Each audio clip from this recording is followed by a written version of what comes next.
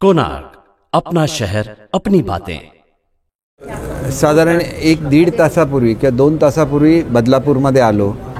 हा सर्व जो इश्यू तयार झालेला आहे हा शाळेवरून तयार झालेला आहे। शाळेमध्ये जो घृणास्पद प्रकार हा मुलींच्या बाबतीत घडला त्या संदर्भात हे आंदोलन होतं।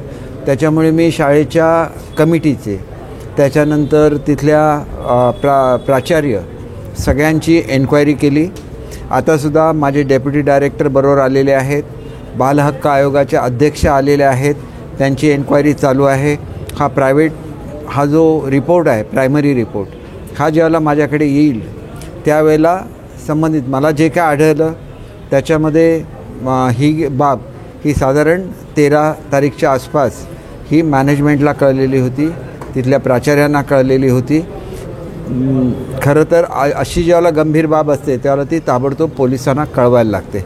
आणि शाळेच्या प्रशासनाच्या 2 पद्धती आहेत। एक म्हणजे ग्रँटेबल स्कूल। ग्रँटेबल स्कूलला शिक्षकांचा पगार आम्ही देतो, परंतु मॅनेजमेंट ही प्रायव्हेट असते आणि निश्चितपणे एक चांगली शाळा त्यांनी उभारलेली आहे। 12,000 मुलं तिथे शिक्षण घेत आहेत, परंतु मुलीच्या संदर्भात झालेल्या एकंदर प्रकारामध्ये मला कोणालाही स्पेअर करता येणार नाही। शिक्षण मंत्री म्हणून माझी भूमिका स्पष्ट असते। विद्यार्थी हेच माझं अंतिम गोल आहे आणि कुठल्याही विद्यार्थ्याला काहीही झालं असेल तर सर्वांना त्याचे परिणाम भोगायला लागते। मग त्या प्राचार्य असतील, ते संचालक असतील, सगळ्यांना याचे परिणाम भोगायला लागतील। ही माझी भूमिका स्पष्ट आहे। हे बघा, कोणाला धमकी दिली तर त्या धमकी दिलेल्या माणसाने पोलीस कंप्लेंट केली पाहिजे। मी काय करू शकतो? मी त्या शाळेवर प्रशासक नेमू शकतो, शासनाचा अधिकारी प्रशासक म्हणून नेमू शकतो।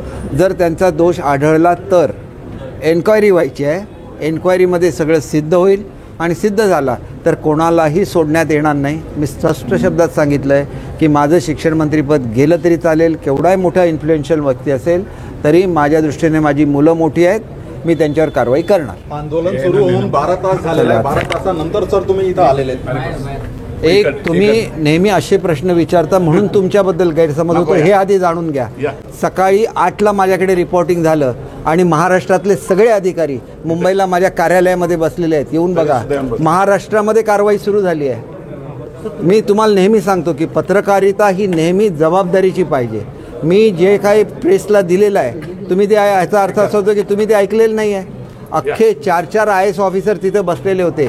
महाराष्ट्रामध्ये काय काय करायचं मुलांच्या सुरक्षेसाठी आज सगळे जिहार निघालेले आहेत। मी बेजबाबदार मंत्री नाही, लक्षात ठेवा। कोणार्क, अपना शहर अपनी बातें।